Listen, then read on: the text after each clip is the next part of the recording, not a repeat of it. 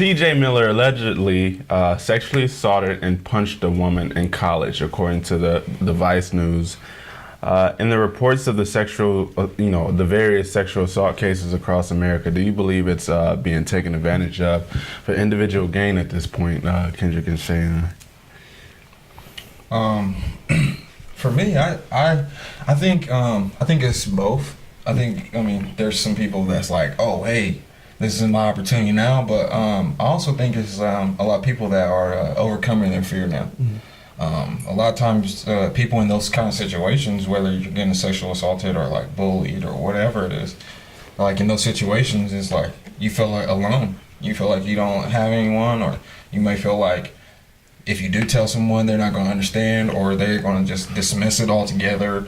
And all those things, is like those are scary positions for those kind of people. So right now, I just think that like, especially like with all the like celebrities like getting called out and stuff like that, it's just like a lot of people are like, hey, these people are calling them out and they're getting money, or they're getting this. They're not getting shunned or like looked upon differently.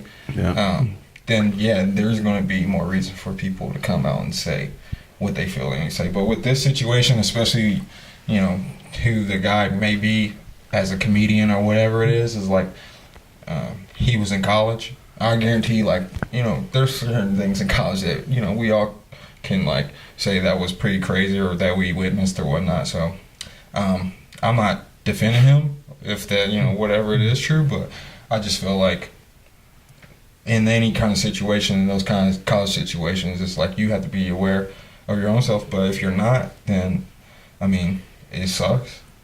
And like those are the situations that the system needs to be working on. But other than that, I just think it's people just overcoming some fear. Yeah, and I definitely I agree with the part of like a lot of I don't want to say victims, but a lot of survivors of these assaults do feel more comfortable speaking of now because there have been so many disclosures of those incidents, and like how you also said too, like there also are some cases where those accusations have been false, like the most recent incident with the accusation against like Nelly, I believe, that particular incident where the accusations were indeed false, but it's still even then it's still a majority of those accusations that have actually turned out to be true in other cases.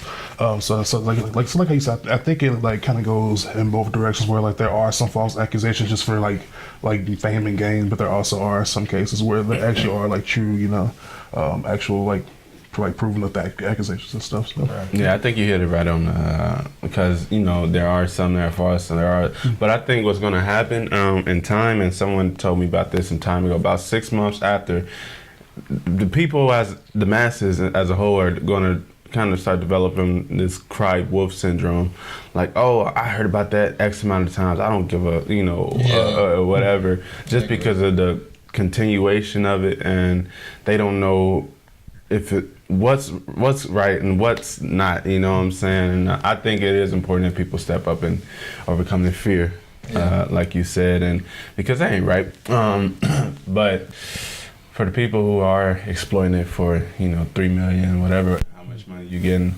it sucks that that's happening. So, I mean, I will say though, I think the craziest part to come out of all these accusations is that while most of the attackers have been reprimanded for their actions, there's one particular person who has yet to be reprimanded for his actions.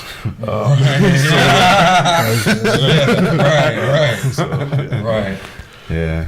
So it's a bunch of double standards. Yeah, for sure. Right, yeah, and that's something we should touch on too. It's just like where there's always going to be double standards in every subject, and that's why I said like the system or the people, whoever it is, need to find a happy medium or something that can identify, who's lying and who's not lying.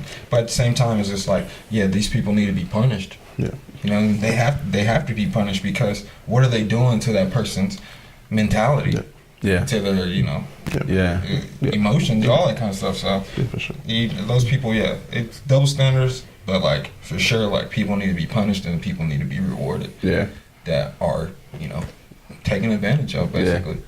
Yeah, maybe an improved method of seeing who's telling the truth or who's lying needs to be spoken about or figured out. Yeah. It's all. And I think because for me, like I work with I used to work with like the Top Down Initiative for the state of Missouri, and like one thing I realized too is like until both sides are solved, just being open to understanding both sides until like that particular case is like wrapped up and finished, because it's like a lot of victims like they don't tell because like they don't like they think that like no one will actually like believe them to begin with. Right. So it's like the old fear like who's gonna actually believe me if I am attacked. So Right.